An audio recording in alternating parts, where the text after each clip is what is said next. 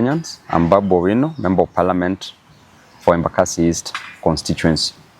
I want to take this opportunity to condemn the gruesome murder of one Albert Ojwang at Central Police Station, Nairobi. I want to demand that the officers who committed this heinous act must be arrested and charged with murdering one innocent man, Albert Ojwang. The apex of the law, the Constitution, and the Penal Code outlines clearly on how matters should be dealt with once an arrest is made.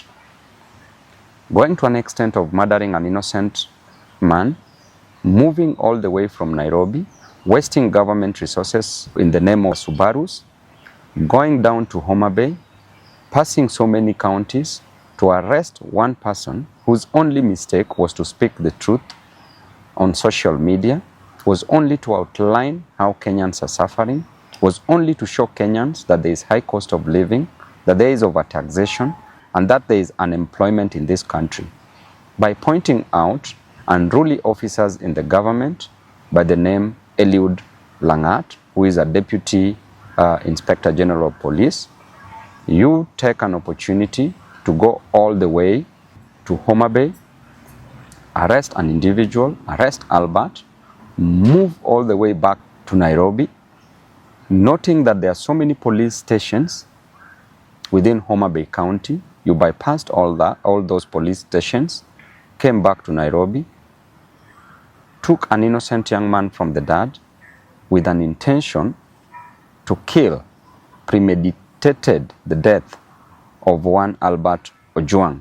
Reaching Central Police Station, you tell us stories which we only hear in movies, that Albert Ojwang hit his head severely on the on the wall. Does not add up. It's so sad. And what a time to live in this country, Mr. President, under your watch. You need to take time and reflect. You need to sit alone for a whole day. Reflect how you were brought up. Reflect how your mom brought you up. As you always say that you are brought up from a very humble background. Reflect on that. Reflect how far you've come to where you've reached. Reflect on what you want to do to Kenyans and reflect on the legacy that you want to leave behind. And I want to say that it is quite unfortunate that there are so many abductions, there are so many deaths of young men in this country. Since when are young people killed in a nation? Since when are the Gen Zs killed in different nations? Since when? It is only in Kenya that these things are happening, and it is happening because these young men are demanding for justice, social justice, are demanding for their rights, and the extent that we are going as a nation is so wrong because under your watch as the president, so many deaths are occurring. The main reason why people get to power is so that they can become better, not being bitter. It's so that they can better the lives of others, not taking the lives of others. It's so that they can ensure that people's lives are changed for the best.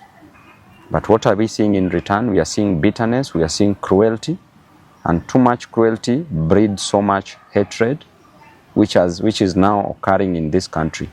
I want to inform the government that nobody will fear you. You cannot spread fear to a person who has nothing to lose, a person with no jobs, a person who experiences overtaxation, a person who experiences high cost of living, high cost of education, high cost of health. You cannot make such a person be fearful, and therefore you need to change your strategy because they have nothing to lose but just the chains that are tying them tightly. And I can assure you that within no time there will be serious actions in this nation because people are hurting, people are going through a lot, people are depressed. And this death of Albert Ojwang should not just be a statistic. Kenyans should note and take mental note and take action against any other person who might come for their lives. I want to tell you that Albert's dad went through a lot. As he said yesterday on media, that he spent 20 years going to a quarry, mining stones, not precious stones, but normal stones for construction, kokoto, just to educate Albert. Went through a lot in life to educate Albert.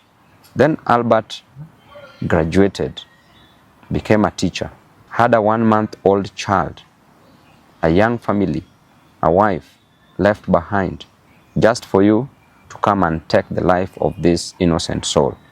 We are watching you keenly. As a leader, I will speak my mind, and I will never give you the key to my brains. I will never suspend my reasoning just for blind following. I will die where Kenyans are dying. I will be with the Kenyans.